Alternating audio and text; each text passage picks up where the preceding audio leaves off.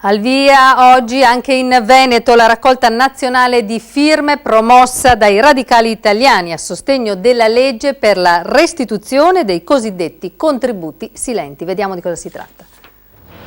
Più che sul numero di firme, poco più di un centinaio raccolte davanti alle sedi INPS della regione, i radicali promotori della petizione puntano a sollevare il tema dei cosiddetti contributi silenti, contributi previdenziali, denunciano, dovuti alla gestione separata dell'INPS da precari, parasubordinati e liberi professionisti non iscritti a ordini e versati a fondo perduto. Molti lavoratori versano all'INPS cifre significative e sappiamo matematicamente che molto probabilmente non riceveranno nessun trattamento pensionistico e se lo riceveranno non sarà certo paragonabile a quello che hanno versato. E il fatto è che il lavoratore è convinto di avere un trattamento di pensione che a causa del meccanismo non avrà. La raccolta di firme nazionale proseguirà nei prossimi giorni ed è a sostegno di una proposta di legge radicale. Noi chiediamo molto semplicemente che quello che uno versa gli venga restituito, anche perché i parlamentari lo hanno già